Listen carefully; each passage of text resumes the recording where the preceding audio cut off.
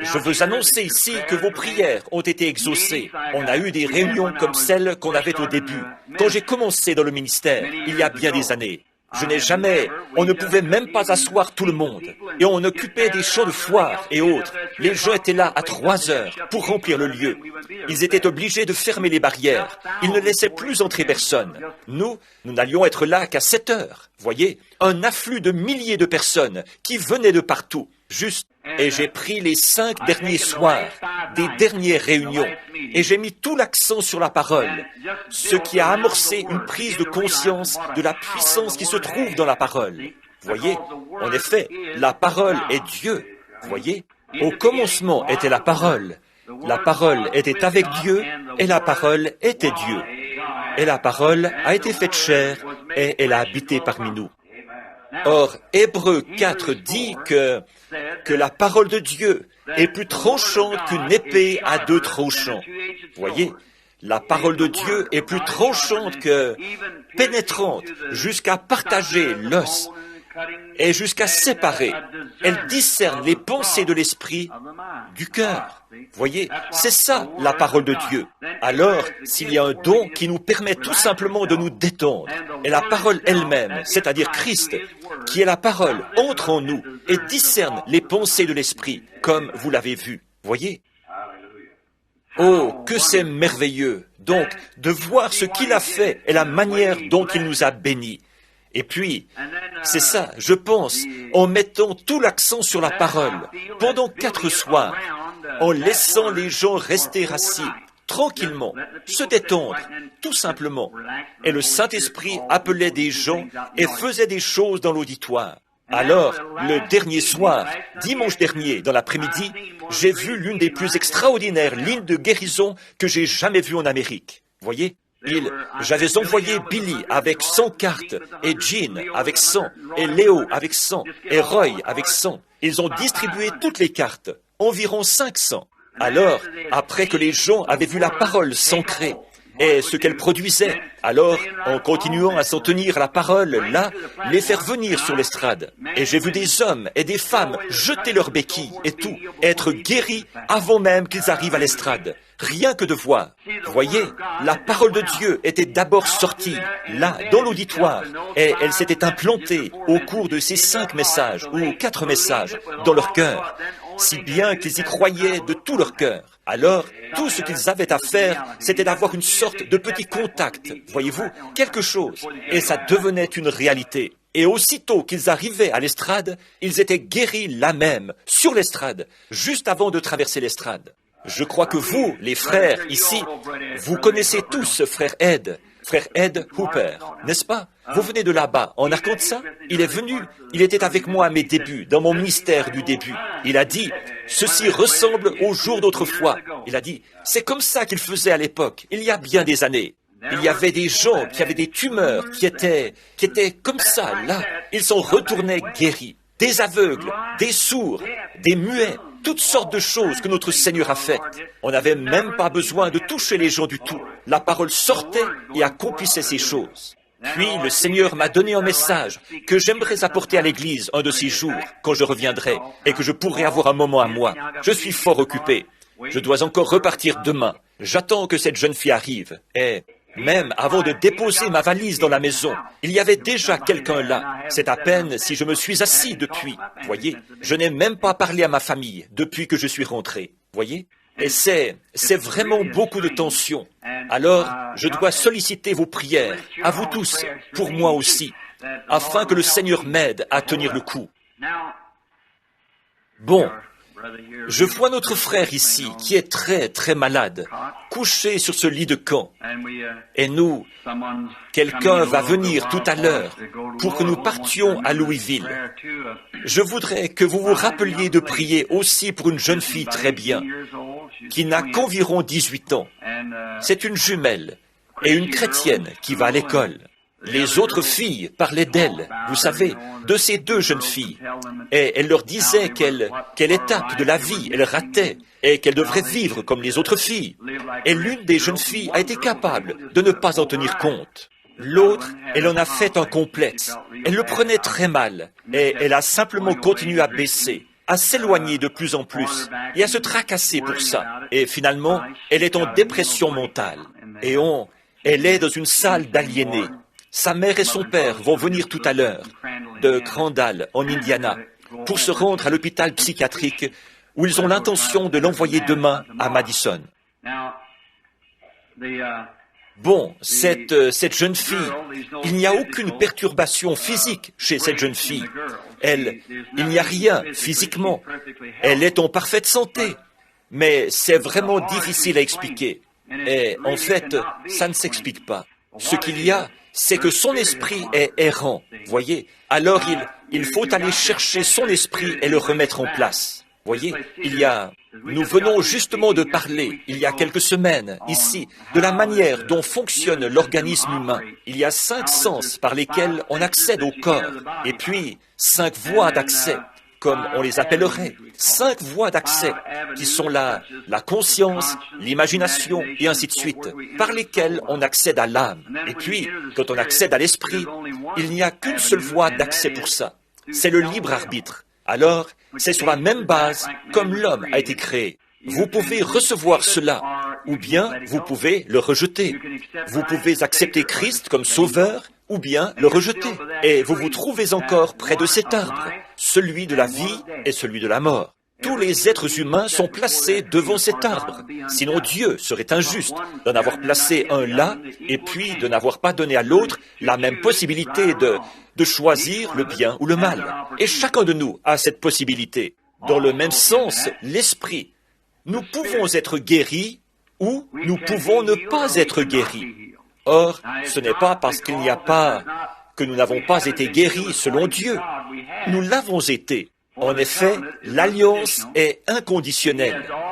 Il a déjà acquis notre guérison. Par conséquent, notre guérison est à nous. Elle nous appartient. Maintenant, reste à savoir si nous allons prendre cette voie pour y croire ou cette voie pour ne pas y croire. Or, c'est uniquement par cette voie-là que nous pouvons entrer dans la présence de Dieu. Maintenant, cette ravissante enfant, sa mère est une amie. Dans le temps, elle a été l'une de mes petites amies. Elle était une jeune fille très bien, issue d'un foyer nazaréen très strict. Une jeune fille vraiment gentille. Et elle a un mari charmant. Lui aussi, je le connais très bien, le jeune homme qui l'a épousée. Et elle n'était qu'une petite. Ils ont élevé ces enfants pour qu'elles servent le Seigneur. Et ils les ont fait instruire.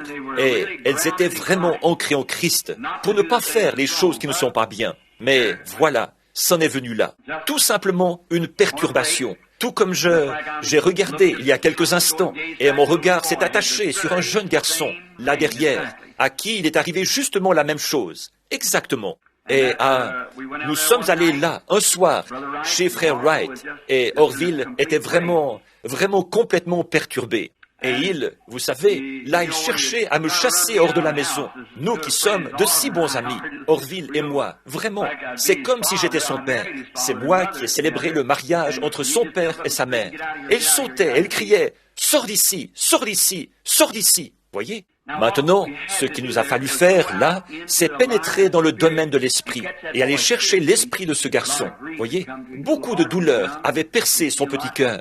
Il est jeune et il avait vu beaucoup de choses. Et nous l'avons simplement ramené là où il devrait être. Vous voyez, au bout de quelques jours, il allait très bien. Maintenant, il faut faire la même chose dans ce cas-ci. J'ai vu ça et je sais que c'est vrai. Mais alors, simplement, je vous demande à tous de prier, là, que Dieu m'aide à retrouver cette jeune fille, là où elle ne sait pas qu'elle se trouve, puis à la ramener à sa place. Cette voie-là, on y accède par la foi, voyez-vous. Elle ne peut pas avoir elle-même la foi. Elle ne sait pas où elle se trouve, ni rien, voyez. Il faut que ce soit notre foi, nous, dans ce cas-ci. Et alors, par cela, par la puissance de la résurrection de Christ, c'est ainsi qu'il nous donne la possibilité. C'est là que, dans un certain sens, la parole de Dieu pénètre le pécheur. Et elle doit aller plus loin que la prédication de la parole qui sort. C'est pour ça que je voulais parler un petit peu ce matin, avant de prier pour les malades. Vous vous rappelez, il n'y a pas longtemps, la vision que le Seigneur m'a donnée. Vous savez, où j'ai vu l'autre côté. Vous vous rappelez le matin où j'ai témoigné avoir vu l'autre côté? Eh bien, c'était vrai. Et la voix des hommes d'affaires du plein évangile a publié cet article. Et ils ont mis une photo au verso de la page, ici. Et il y a un petit ajout ici en bas, une petite note ici en bas, qui parle du ministère. Et ça, c'est un journal international qui est imprimé dans de nombreuses langues. Et ils ont réservé la page couverture et la première page à cette vision. Voyez? Je les ai ici et j'aimerais que vous en preniez un exemplaire.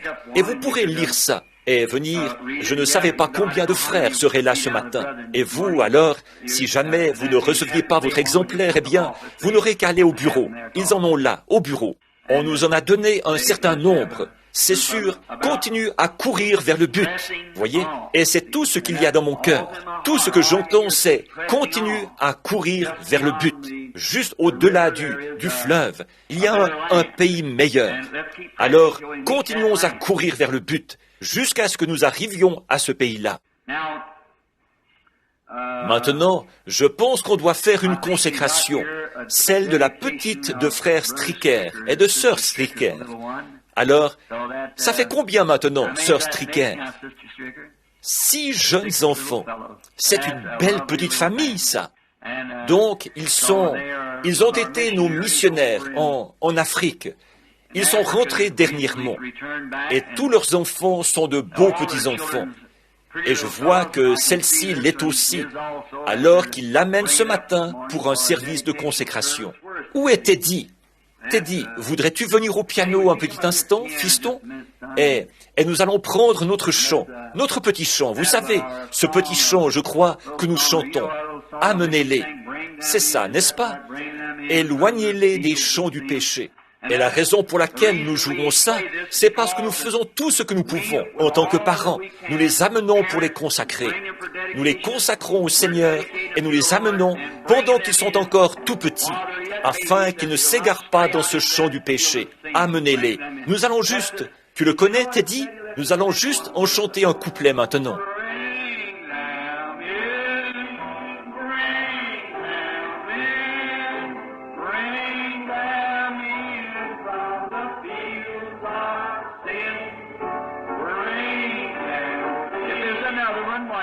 S'il y en a un autre, eh bien, amenez-les donc maintenant.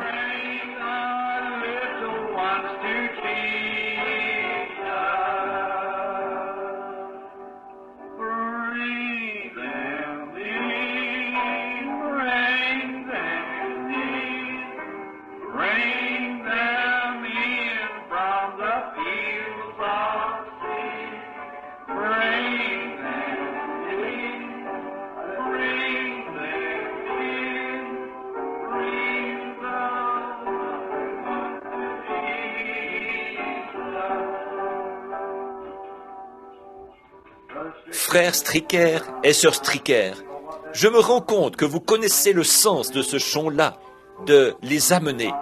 C'est un désir qui brûle dans votre cœur, de chercher à amener à Jésus les perdus. Votre petit bébé, s'il mourait avant d'avoir été consacré ou quoi que ce soit, il est sauvé, de toute façon, parce que le sang de Jésus-Christ a accompli ça au calvaire. Mais en commémoration de son grand voyage terrestre, où il a imposé les mains aux petits-enfants et a dit « Laissez-les venir à moi ». C'est pour ça que vous amenez votre bébé ce matin et vous mettez votre confiance en nous, que nous saurons faire une prière de la foi pour cette petite, afin que sa vie soit consacrée à Dieu. Comment s'appelle-t-elle? Marilyn Madge. Marilyn Madge Stricker. Quel âge a-t-elle? 13 mois. Née en Afrique, c'est ça, n'est-ce pas? Eh bien, s'il y a un lendemain, puisse cette petite être missionnaire là-bas, dans le champ où elle est née. Et c'est une ravissante petite enfant. Veux-tu venir, frère Neville? Marilyn? Oh là là, j'aime toujours les tout petits. N'est-ce pas que c'est une jolie petite? Comment vas-tu? Comment vas-tu? Maintenant, courbons la tête et impose-lui les mains. Notre Père Céleste, nous t'amenons la petite Marilyn Madge Stricker. cette belle petite enfant qui est née dans les champs de mission, quand le combat faisait rage. Je te prie de bénir cet enfant. Dans la Bible, on t'avait amené des petits-enfants comme celle-ci. Tu leur as imposé les mains et tu les as bénis. Tu as dit, laissez venir à moi les petits-enfants et ne les en empêchez pas, car le royaume des cieux est pour ceux qui leur ressemblent. La mère et le père la placent dans nos bras aujourd'hui. Nous, par la foi, nous montons les marches là-bas. Nous la plaçons dans tes bras par la foi. Bénis sa vie. Donne-lui une longue vie, Seigneur. Puisse-t-elle être une enfant de Dieu. Puisse-t-elle te servir toute sa vie, avec chaque fibre de son être. Qu'elle soit une servante de Christ. Accorde-le, Père. Bénis son père et sa mère, ses jeunes frères et sœurs. Qu'eux aussi grandissent et qu'ils soient une famille magnifique au service de Dieu. Père, nous te remettons la petite Marlene Madge, au nom de Jésus-Christ, pour une vie de service. Bénis-la, ainsi que son père, sa mère et ses bien-aimés. Et puisse-t-il avoir une vie longue et heureuse à ton service. Au nom de Jésus. Amen. Que Dieu vous bénisse, frère Stricker. Que Dieu vous bénisse. Que les bénédictions reposent sur cette belle petite demoiselle. Merci, Teddy, mon gars. J'aime les petits-enfants, pas vous? Combien n'ont encore jamais entendu la vision que le Seigneur m'a donnée? Levez donc la main, ceux qui ne l'ont jamais entendue. Frère Neville, tu as là ta petite brochure peut-être, que tu pourrais juste leur lire ça, ici, pendant un instant ou deux. Je crois que ça se trouve juste ici, si tu veux bien. L'autre matin, j'étais étendu sur mon lit. Je venais de sortir du sommeil. J'avais placé mes mains derrière ma tête et je me reposais, la tête appuyée contre l'oreiller. Alors, j'ai commencé à me demander comment ce serait de l'autre côté. Je me rendais compte que, si je vivais aussi vieux que les miens, j'avais déjà vécu plus que la moitié de ma vie, et je voulais faire plus pour le Seigneur avant de quitter cette vie. J'ai entendu une voix qui disait « Tu ne fais que commencer. Continue le combat, continue à courir vers le but. » Alors que j'étais là, à méditer sur ces paroles, je me suis dit que je m'étais juste imaginé avoir entendu une voix. La voix a dit, de nouveau, continue le combat, continue à avancer, continue à avancer. Je n'y croyais toujours pas. Je me suis dit que c'était peut-être moi qui avais dit ces paroles. Je me suis mordu les lèvres, je me suis mis la main sur la bouche et j'écoutais. La voix a parlé de nouveau. Continue simplement à courir vers le but. Si seulement tu savais ce qu'il y a au bout de la route. C'était comme si j'entendais la musique et les paroles d'un vieux cantique que je connais bien. J'ai le mal du pays, le cafard, et c'est Jésus que je veux voir. J'aimerais entendre des cloches du Havre, le carillonnement. Mon sentier s'éclairerait, toutes mes craintes se dissiperaient. Seigneur, laisse-moi regarder de l'autre côté du rideau du temps. Alors la voix m'a demandé, aimerais-tu voir juste au-delà du rideau? J'ai répondu, ça m'aiderait tellement. Ce qui est arrivé, je ne saurais le dire. Si j'étais dans mon corps ou hors de mon corps, ou si c'était un ravissement, je ne sais pas. Mais ce n'était comme aucune vision que j'ai déjà eue. Je pouvais voir le lieu où j'avais été ravi et je pouvais me voir étendu là-bas sur mon lit. Je me suis dit, ça, c'est bizarre. Il y avait là un grand nombre de personnes. Elles accouraient vers moi pour m'accueillir en criant, « Oh, notre précieux frère !»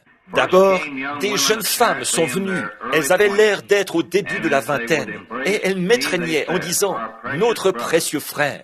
Des jeunes hommes, dans toute la splendeur virile de la jeunesse, les yeux étincelants comme des étoiles au plus sombre de la nuit, les dents blanches comme des perles. Ils m'étreignaient en disant « Notre précieux frère ». Alors, j'ai remarqué que j'étais moi aussi redevenu jeune. Je me suis regardé là et je me suis retourné pour regarder mon vieux corps étendu sur le lit, les mains derrière la tête. J'ai dit, je ne comprends pas. Je me suis mis à essayer de comprendre quel était ce lieu où j'étais.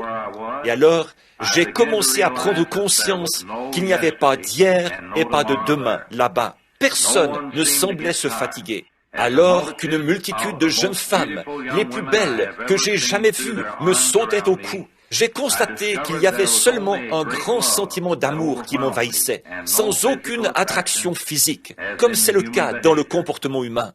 J'ai remarqué que ces jeunes femmes avaient toutes les cheveux qui leur descendaient jusqu'à la ceinture et que leur jupe leur arrivait à la cheville.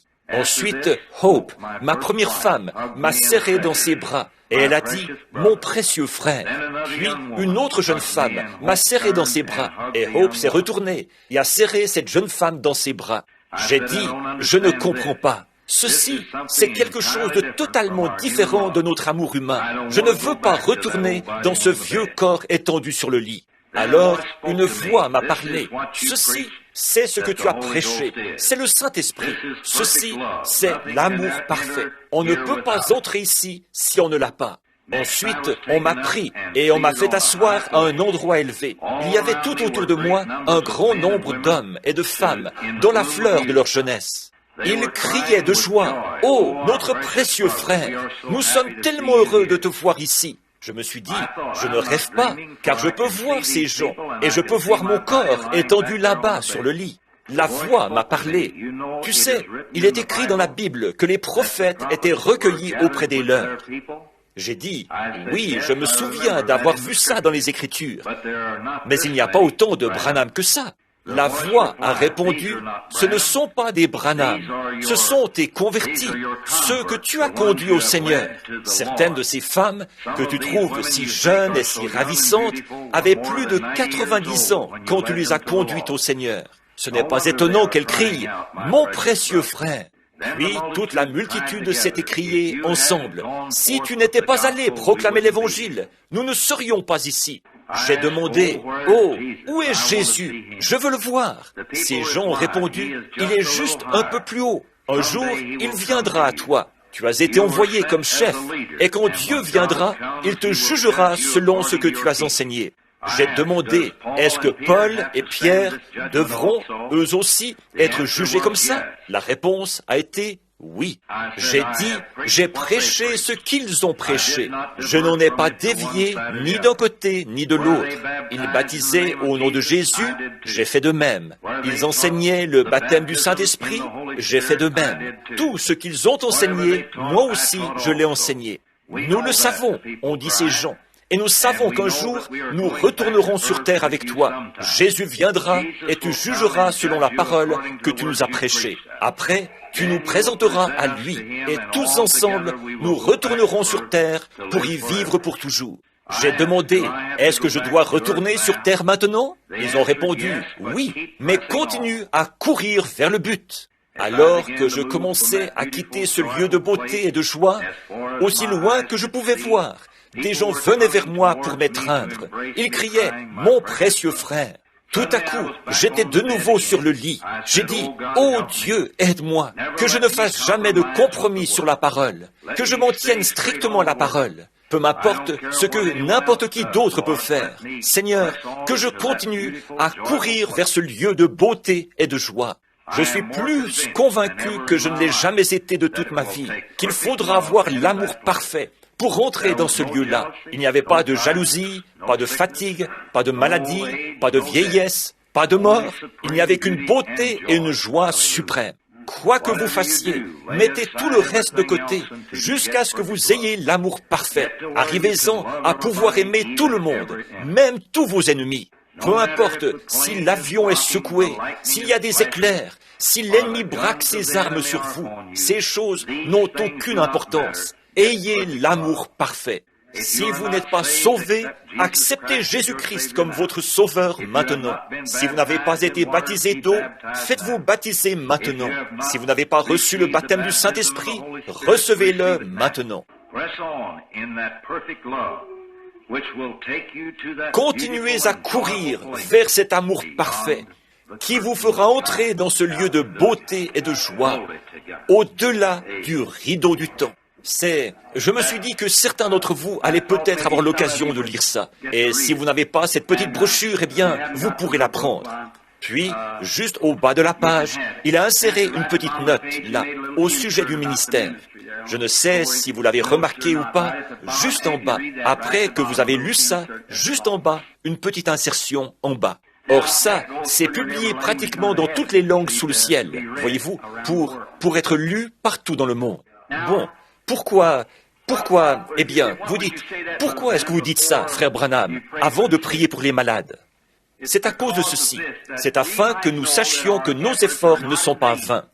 Voyez? Nous devons nous approcher de Dieu par ce canal, de l'amour et de la foi. La foi nous amène à ce canal. L'amour, c'est ce qui nous fait entrer. Excusez-moi. Maintenant, pensez-vous que Dieu... Maintenant, nous allons... Pendant que votre foi s'élève jusque-là, maintenant, pensez-vous que... Qu'est-ce que vous penseriez, là, si tous les efforts que ce tabernacle et ces groupes de gens ici ont déployés pour le royaume de Dieu? Beaucoup de ceux qui sont ici ont rationné leurs enfants pour le royaume de Dieu. Beaucoup de ceux qui sont ici se sont privés de vêtements pour le royaume de Dieu. Beaucoup ont roulé dans des tempêtes et ont marché sans chaussures à leurs pieds pour se rendre ici, à ce tabernacle. C'est vrai, pour le royaume de Dieu. Pouvez-vous vous imaginer un artiste qui peindrait un grand tableau tellement beau qu'il est sublime et qui ensuite le déchirerait? Il y aurait quelque chose qui ne va pas chez cet artiste. Pouvez-vous vous imaginer un compositeur qui écrirait un chant qui soit sublime et qui ensuite déchirerait sa musique? Il y aurait quelque chose qui ne va pas chez ce compositeur. Voyez? Il n'y a rien qui ne va pas chez Dieu. Dieu ne fait pas quelque chose comme ceci, rien que pour le déchirer et le mettre au rebut. C'est pour son royaume, c'est pour sa gloire. Chacun de nous joue un rôle dans ce tableau et dans ce chant. Nous faisons partie du royaume de Dieu. Ainsi donc, nous pouvons jouer notre rôle, pourvu que nous soyons bien conscients que la position que nous occupons, cette place nous appartient. Et ensuite, que nous ne bougions pas de cette place-là. Et une place, il y en a une que nous connaissons, c'est d'être dans l'amour, parce que c'est ce qui forme le tableau. Maintenant, c'est difficile, quand on voit ces visions comme ceci et tout, de comprendre ce qu'il y a de l'autre côté. Je voulais tant le savoir. Cet homme a inséré cette petite note au bas de la page pour dire que les prophètes d'antan, ils avaient des visions et tout, et qu'aujourd'hui, cela dépasse même ce que... Nous ne pouvons pas le comprendre, mais le Seigneur nous a permis de pénétrer cela et de voir ce qu'il en est. Or, mes amis, je ne dormais pas, et soit dit entre vous et moi et cette Église, je n'étais pas dans une vision. Je sais ce qu'est une vision. Il y en a eu juste la semaine dernière, là. Il y en a eu jusqu'à 30 par soir qui venaient. Vous pouvez imaginer le poids qui repose sur vous. Ça vous rend nerveux, c'est sûr. Qu'est-ce qui se passerait si vous alliez à une réunion comme ça et que toute la responsabilité de la réussite ou non de cette réunion reposait sur vous? Toute la responsabilité. Il vous faut répondre à chaque ministre, à chaque question, à tout. Toute la responsabilité de la réussite ou non de cette réunion repose sur vous. Vous seul, regardez quel effet ça produirait sur vous. Et il y a certains de mes collaborateurs, rien que de vendre des livres et ainsi de suite, ça les rendait tellement nerveux qu'ils étaient obligés de rentrer, voyez-vous, d'aller s'allonger. Ils ne venaient pas à l'église ce soir-là. Oh là là, oh c'est vraiment terrible. C'est comme ma belle-fille, une petite chrétienne charmante, Loïs. Rien que d'avoir assisté aux réunions, rien que pendant 8 semaines ou 7 semaines, continuellement comme ça, elle a été obligée de rester au lit pendant un jour ou deux, voyez-vous, et elle n'avait pas de responsabilité, voyez. Billy, rien que de distribuer quelques cartes de prière, et il était à bout de nerfs. Mais voyez-vous, tout le poids repose sur moi. Je dois compter sur vous pour prier pour moi. Voyez, en plus de ça, on prétend que 20 minutes de prédication sous l'inspiration, c'est comparable à 8 heures de travail dur sur votre corps. Je prêche de 2 à 3 heures par soir, parfois 3 fois par jour. Voyez? Et puis, que dire d'une seule vision? Une seule vision a affaibli notre Seigneur Jésus. C'est vrai. La Bible dit qu'une femme a touché son vêtement, et ça l'a affaibli. Eh bien, si une seule vision l'a affaibli, lui, le Fils de Dieu, qu'en est-il de moi, un pécheur sauvé par la grâce? Quel effet produirait 30 d'entre elles en une seule soirée? Voyez, si on prend le temps d'y réfléchir, c'est surhumain. Le corps humain ne peut pas supporter ça. Je serais dans un asile de fous quelque part, en train de me cogner la tête contre les murs. Voyez, c'est une faiblesse telle qu'on ne peut pas, c'est une faiblesse intérieure. Voyez-vous, ça vous met complètement à plat. Mais bon, courir vers quoi alors? Je dirais ceci, je vois là frère et sœur Cox, Rodney et sa femme, et la sœur là-bas, de nouveau convertis. Il y a un pays quelque part là-bas, si vous arrivez jamais à vous le représenter dans votre pensée, à l'entrevoir, c'est ce qu'il y a de plus glorieux. Ça vaut tous les efforts que nous déployons. Voyez? Maintenant, avant de prier pour les malades, je dirais ceci. Qu'est-ce qui se passerait si un petit bébé, avant de naître, prenons cet exemple, un petit bébé qui a vécu dans le sein de sa mère pendant les 9 mois, et si ce petit bébé pouvait penser, il dirait, vous savez quoi? On me dit que je suis sur le point de naître. Eh bien, qu'est-ce que je vais faire là-bas? Je ne connais rien d'autre que cet endroit-ci où je vis. C'est de l'intérieur que je tire ma force. Mais comment est-ce que je vais pourvoir à mes besoins là-bas? On me dit qu'il y a un soleil qui brille. On me dit que là-bas, les gens se promènent. Et moi, je ne connais rien d'autre que cet endroit-ci. C'est tout ce que je connais. Ici même, dans le sein de ma mère. C'est ici qu'on m'a placé. Ici, c'est tout ce que je connais. Juste ici, dans ce sein. Et on me dit que là-bas, il y a de l'espace à n'en plus finir. Eh bien, ce petit bébé aurait une peur bleue de naître, pas vrai? Il aurait une peur bleue, parce qu'il se dirige vers un endroit dont il ne connaît rien, qui est suprême, des millions de fois plus suprême que l'endroit où il vivait. Il ne saurait pas de quoi il s'agit du tout. Il dirait, comment? Qu'est-ce que je vais faire? Il aurait une peur bleue de naître. Par contre, nous qui vivons ici, eh bien, nous avons été là-bas autrefois, et nous ne voudrions absolument pas y retourner. Nous ne voudrions pas retourner dans le sein maternel de nouveau. Voyez, non, nous ne voudrions pas faire ça. Et c'est exactement la même chose quand nous mourrons, mon ami. Oh Dieu, voyez, on est en train de naître dans un lieu. On n'y a jamais été. On ne peut pas comprendre ce que c'est. Combien c'est glorieux! Comment est-ce que ça va se passer là-bas? Et la seule chose qui m'ont fait prendre conscience, ou qui vous en fait prendre conscience, c'est cette petite parcelle de vie, comme l'esprit qui entre dans le bébé, quand il est dans le sein de sa mère.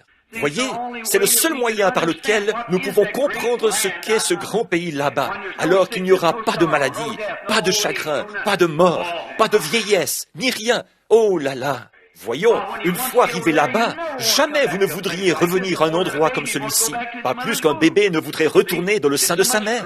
Voyez, c'est tellement plus glorieux de l'autre côté. Voyez-vous, là-bas, nous ne pouvons pas comprendre ce qu'il en est. Certainement pas. Nous ne pouvons pas. Eh bien, de même que ça dépasse la pensée de ce petit bébé, nous aussi, ça dépasse notre entendement. De comprendre comment ce sera là-bas. Voyez-vous, parce que nous sommes dans le sein de la terre, prêts à naître, à un moment donné, dans un nouveau royaume, dans un nouveau monde. Et c'est mon sentiment quant à ces visions et à ces choses-là, ou à ce qui m'est arrivé ce jour-là, quand j'ai traversé juste là, de l'autre côté, et que j'ai vu ce que c'était, et qu'ensuite je suis rentré ici.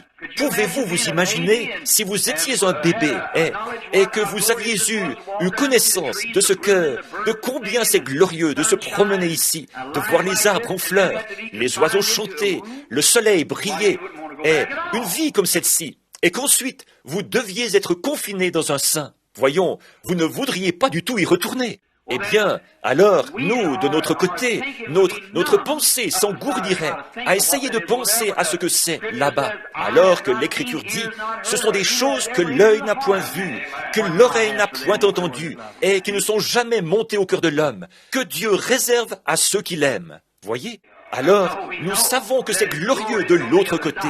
Un jour, la mort, ce que nous appelons la mort, nous donnera la nouvelle naissance, et nous entrerons dans l'autre monde, de l'autre côté. Frère George, il n'y aura pas de vieillesse ni d'infirmité là-bas. Et frère et sœur Spencer, et quelques-uns de ceux qui sont comme nous, plus âgés et tout, nous serons jeunes là-bas, pour toujours.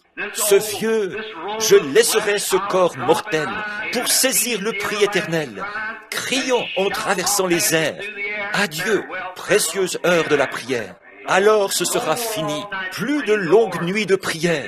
Il n'y en aura plus. Nous entrerons dans cet âge de la jeunesse et de la joie. Et nous serons là-bas, pas seulement une année, ni 50 ans, ni 1 million d'années. Mais quand nous aurons été là-bas 100 milliards d'années, nous n'aurons même pas commencé du tout. Voilà.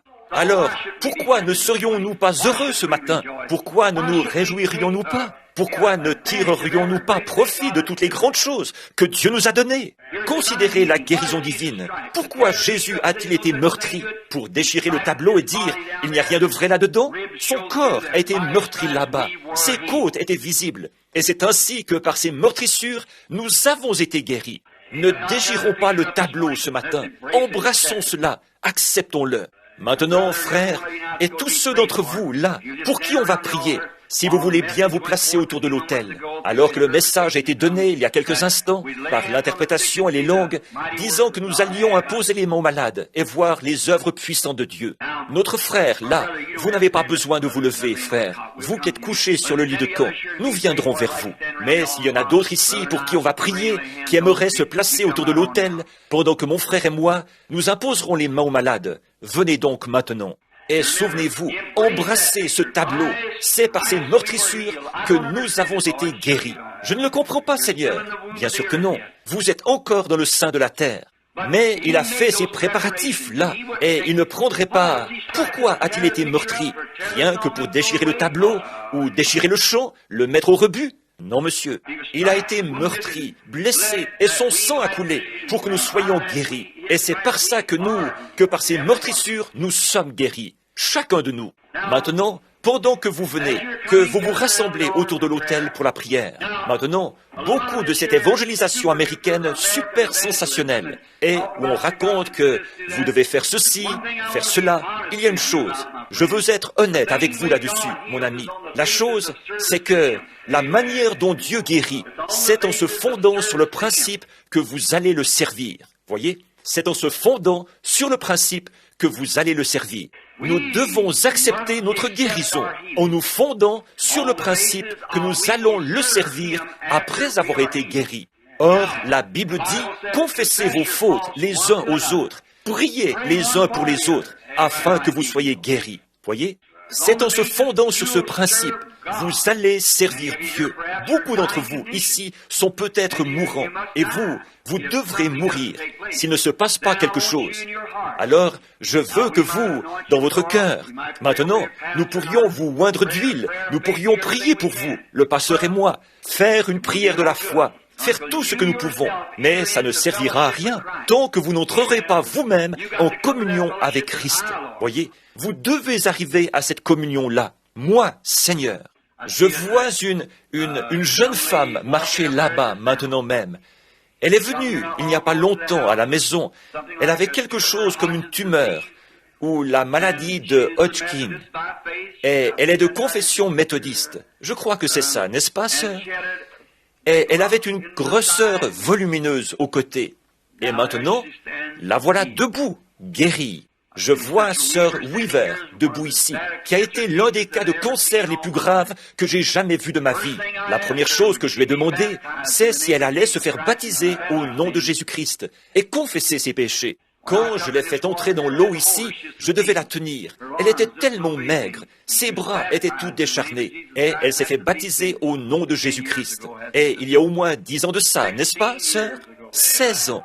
16 ans de vie épargnée, parce qu'elle était disposée à obéir. Alors que les meilleurs médecins d'ici, eh bien, son médecin traitant m'a dit, quand je lui ai annoncé, j'ai dit, elle est guérie. Il a dit, oh, elle mourra du cancer dans quelques semaines. Ne vous en faites pas pour ça, elle partira. D'ici quelques semaines, elle partira.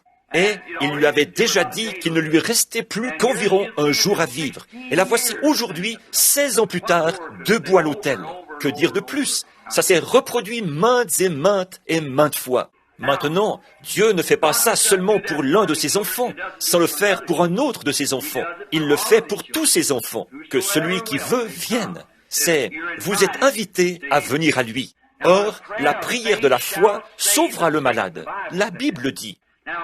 Alors, maintenant, ce que je veux que vous fassiez, c'est confesser vos fautes à Dieu et dire, Seigneur, guéris-moi. Si vous n'avez jamais été converti, donnez votre cœur à Christ. Et si vous n'avez jamais été baptisé d'eau au nom de Jésus-Christ, il y a un bassin d'eau près, voyez? Et la petite dame qui habitait en face d'ici, quand cet infidèle s'est converti à cause de ça, Alors qu'elle était couchée, il l'avait renvoyée chez elle de Silvercrest. Elle avait la tuberculose. Elle était mourante. Et quand je suis allé là-bas, le Seigneur a donné une vision. Il a dit, elle va être guérie. Et il est venu me voir là, le lendemain matin, Monsieur Andrews, et il m'a repris sévèrement. Il disait, donnez un faux espoir comme celui-là à cette femme. J'ai dit, Monsieur Andrews, ce n'est pas un faux espoir. Cette femme est une chrétienne. Et dès qu'elle en sera capable, elle viendra se faire baptiser. Et il a dit, elle est mourante. Il a dit, comment a-t-on pu la renvoyer chez elle, de Silvercrest? J'ai dit, monsieur, vous regardez, ce à quoi vous regardez à ce que le médecin a dit. Moi, je regarde à ce que Dieu a dit. Voyez? Or, c'est ça qui fait la différence. Ce à quoi vous regardez, voyez, si vous regardez à ce que le médecin dit, vous allez mourir, c'est sûr. Mais vous devez regarder à ce que Dieu a dit. Vous allez accepter la parole de qui? Qu'est-ce qui se serait passé si Abraham avait accepté l'avis du médecin sur son cas? Lui qui avait 100 ans et il allait avoir un bébé de sa femme qui avait 90 ans. Qu'est-ce qu'il aurait fait alors? Voyez? Eh bien, le médecin aurait dit, cet homme est fou. Mais Dieu le lui a imputé à justice parce qu'il a cru à Dieu. Voyez? Alors et cette femme s'en est sortie. Elle a négligé de se faire baptiser au nom de Jésus-Christ, parce qu'elle était, je pense, méthodiste ou presbytérienne, quelque chose du genre. Elle a commencé à devenir de plus en plus malade. Et elle est venue chercher Grace Weber, qui habite là. Sa fille habite là. Elle a mis le vêtement de baptême et elle est venue ici se faire baptiser au nom de Jésus-Christ, alors qu'elle avait de la fièvre, des maux, des grosseurs partout sur l'épaule et tout. Une fièvre de 40 degrés. Et elle s'est fait baptiser ici même au nom de Jésus-Christ. Elle habite juste en face d'ici. Elle est peut-être assise ici en ce moment. Je l'ai cherchée des yeux il y a quelques minutes. Voyez, l'obéissance. Voyez-vous? Il ne s'agit pas simplement d'aller... Je suis en désaccord avec certains de nos frères qui imposent simplement les mains sur celui-ci, celui-là et l'autre, comme ça, et qui disent qu'une espèce de foi super sensationnelle, c'est ce qui va produire le résultat. Ce n'est pas ça. Vous devez avoir une foi authentique, solide, de la Bible, du Saint-Esprit. Voyez? Sinon, ça ne durera pas. Ça ne dure pas. C'est pour ça que je peux remercier le Seigneur, car il m'a aidé jusqu'ici. Les guérisons qui se sont produites ont été véritables, parce qu'elles sont véritablement fondées sur l'ainsi dit le Seigneur. Voyez? Par conséquent, elles vont tenir. Maintenant, alors que la petite école du dimanche, j'attendais un petit instant. Je vous parlais jusqu'à ce que chacun ait regagné sa place, pour que nous soyons bien tranquilles maintenant. Il ne nous reste que quelques minutes, nous allons prier. Commencez à prier. Maintenant, je veux que chacun de vous confessiez vos fautes à Dieu et que vous promettiez à Dieu que vous allez le servir et faire tout ce que vous pourrez. Le pasteur et moi, nous allons prier et venir vous imposer les mains et votre guérison est assurée si vous y croyez. Ces gens-là, ceux qui marchaient avec des béquilles, et les sourds, les muets, les aveugles, dimanche dernier dans l'après-midi, comment ont-ils pu monter sur l'estrade tout simplement et jeter leurs béquilles, monter sur l'estrade et recouvrer la vue? Vous savez, comme ça, des centaines d'entre eux. J'en étais tellement affaibli qu'on a presque dû me porter pour sortir, rien que de me tenir là, pendant que les gens défilaient. Voyez, une ligne qui irait d'ici à l'école secondaire de Jeffersonville, presque, de gens alignés, qui ont passé dans la ligne. Je ne sais pas si un seul de ceux qui y sont passés n'a pas été guéri. Voyez, c'est parce qu'ils sont venus en se fondant sur une vraie foi chrétienne, authentique. Ils croyaient. Ça ne peut pas faire autrement que d'arriver. Maintenant, courbez la tête, chacun. Aidez-moi à prier pour eux. Seigneur Jésus, nous t'amenons ce matin cet auditoire de gens qui sont debout ici, qui attendent, des enfants malades, affligés, tourmentés. Ils sont au-delà de tout espoir, beaucoup d'entre eux.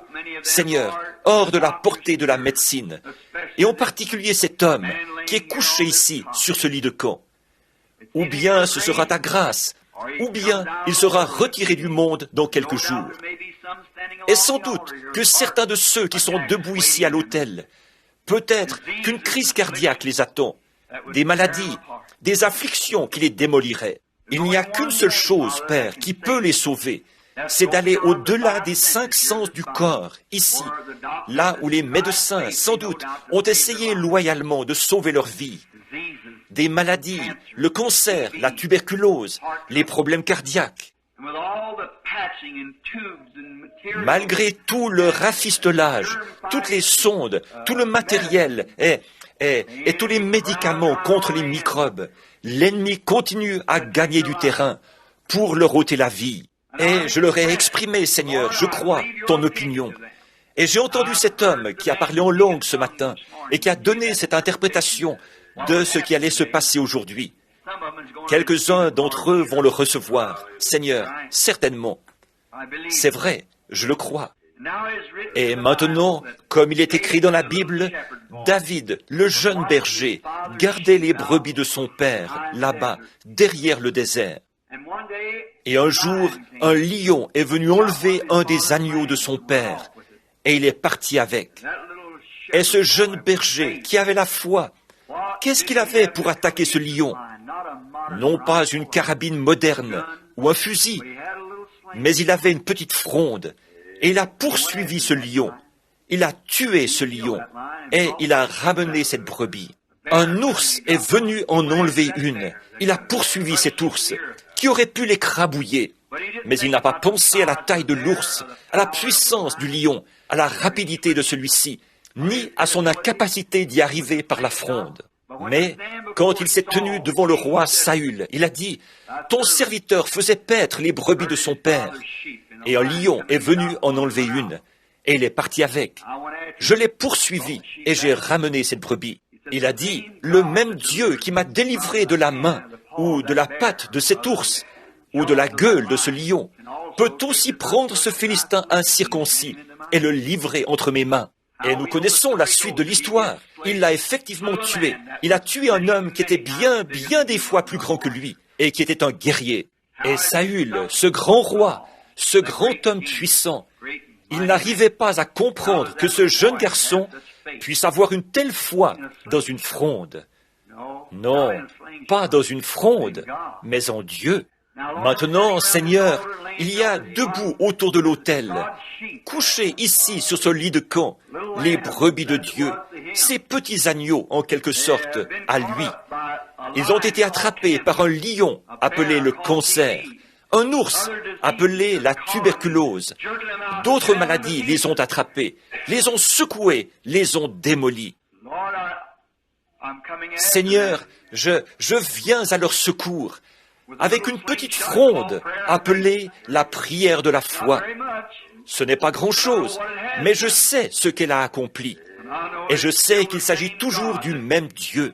Je viens à leur secours ce matin pour les ramener, Seigneur, vers la fraîcheur des verts pâturages de la santé, près des eaux paisibles de la paix et loin de leur agitation, pour qu'ils croient en toi. Je vais à leur secours avec l'armure que tu as donnée pour y aller. La prière de la foi sauvera les malades et Dieu les relèvera. S'ils ont commis quelques péchés, il leur sera pardonné. Et Père, nous partons maintenant affronter l'ennemi, affronter le lion, affronter le diable, sous toutes ses formes, qu'il s'appelle cancer, tuberculose, maladie de Hodgkin, problème cardiaque, toute autre maladie. Nous partons à sa recherche et nous ramenons cet agneau dans la maison de Dieu.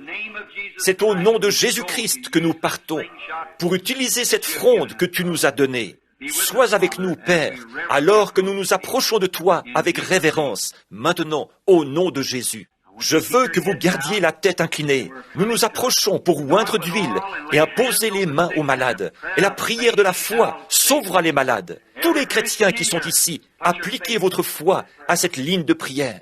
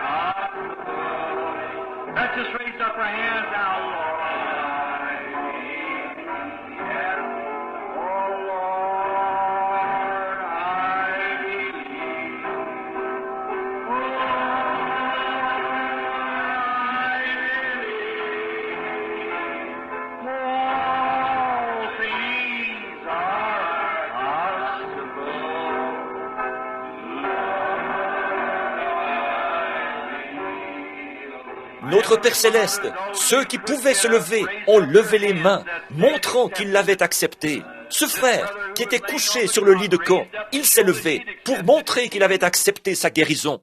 Nous croyons, Seigneur, qu'il rentre paisiblement maintenant vers la fraîcheur des verts pâturages, le long des eaux paisibles, pour retrouver la santé. Par le nom de Jésus, nous t'en rendons grâce. Amen. Très bien, frère Neville. Maintenant, je vais m'asseoir ici et t'écouter prêcher.